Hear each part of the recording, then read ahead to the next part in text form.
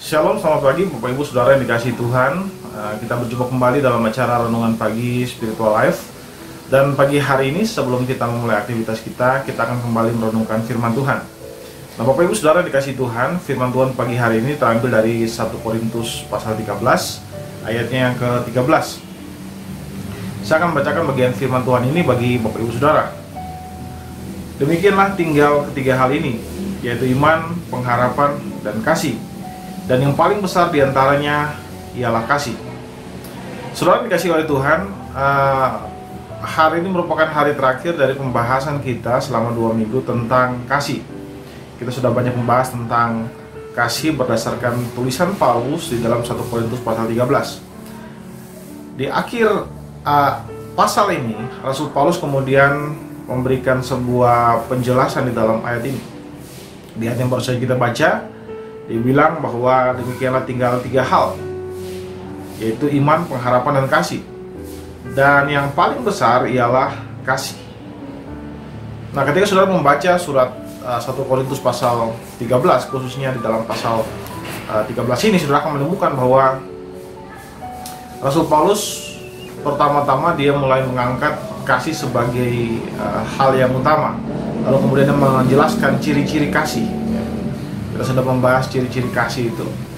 Dan kemudian dia mengatakan bahwa kasih lebih besar daripada karunia rohani. Ada begitu banyak karunia rohani, tapi kasih itu lebih besar dari semua karunia rohani. Dan bukan hanya itu, dijelaskan bahwa kasih pun lebih besar daripada ketiga hal, yaitu iman dan pengharapan. Dan kasih adalah yang paling besar di antara kedua hal yang lain. Nah, kita lihat di sini bahwa ketika Rasul Paulus membahas tentang keutamaan atau keistimewaan kasih dibandingkan karunia rohani, antara satu orang dan yang lain berbeda. Kalau saudara baca di dalam kitab 1 Korintus, ya pasal-pasal yang sebelumnya, ketika dia membahas tentang karunia rohani, saudara akan menemukan bahwa Rasul Paulus melihat bahwa karunia rohani seseorang akan berbeda antara satu dengan yang lainnya. Seseorang memiliki karunia pengajar, belum tentu dia memiliki karunia bernubuat dan sebagainya. Tapi ketika kita bicara tentang iman dan pengharapan, semua orang percaya itu membutuhkan iman dan pengharapan.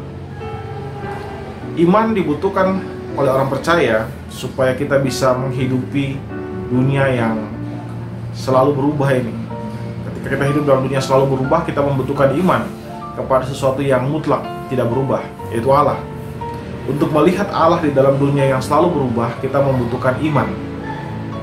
Lalu dengan pengharapan membantu kita untuk melihat masa depan kita. Pengharapan membantu kita untuk melihat sesuatu yang akan terjadi di masa yang akan datang. Pengharapan membantu kita untuk memerdekakan diri dari keterikatan masa kini.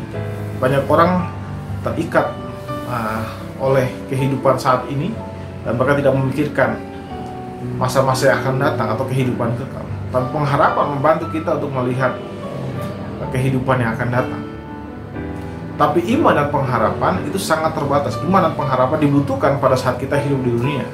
Ketika nanti kita hidup di sorga, kita bertemu dengan Tuhan, iman dan pengharapan sudah tidak lagi dibutuhkan. Yang dibutuhkan dan tetap tinggal di sana adalah kasih. Kasih kita butuhkan pada saat kita ada di dunia ini, dan kasih juga kita butuhkan ketika kita sudah ada di surga, ketika Allah menyatakan dirinya dalam segala kemuliaannya, ketika kita bertemu dengan Allah kita, maka disitulah terjadi kelimpahan kasih yang berlimpah-limpah yang bisa kita rasakan dari Allah kita. Karena itu kasih adalah yang paling terbesar di antara kedua hal itu, antara pengharapan dan iman. Kasihlah yang paling terbesar. Dan kalau kita lihat, kasih itu sangat dibutuhkan oleh kita, baik kehidupan hari ini dan kehidupan yang akan datang. Karena itu saudara, penting bagi kita untuk bisa terus mengembangkan kasih kita, karena kasih kita memiliki nilai yang kekal. Demikian renungan singkat kita pada pagi hari ini. Mari kita tundukkan kepala, kita satu dalam doa. Ya Allah Bapa kami, Allah yang kami kenal di dalam nama Yesus Kristus Tuhan kami bersyukur buat semua anugerah bagi kami. Terima kasih buat semua yang Kau berikan kepada kami. Terima kasih untuk firman Tuhan pada pagi hari ini mengajarkan kami untuk bisa mengembangkan kasih kami. Dan berdoa supaya kehidupan kasih kami semakin hari semakin bertumbuh di dalam terang anugerah-Mu Tuhan. Dalam kuasa Roh Kudus, Engkau bisa membuat kami terus bisa mengembangkan kasih kami sehingga banyak orang diberkati, banyak orang pun bisa merasakan kasih Allah di dalam kehidupan kami. Terima kasih Bapa, di dalam nama Tuhan Yesus kami serahkan kehidupan kami hari ini dalam tangan-Mu Tuhan. Semua yang kami kerjakan hari ini biar itu mempermuliakan nama-Mu dan mengembangkan kasih Engkau kepada sesama kami Tuhan. Terima kasih Bapa, dalam nama Yesus kami berdoa. Haleluya. Amin. Amin. Bapak Ibu Saudara dikasihi Tuhan, selamat pagi. Selamat beraktivitas dan tetap mengembangkan kasih, karena kasih memiliki nilai yang kekal. Renungan pagi kita pada pagi hari ini, Tuhan Yesus memberkati kita semua.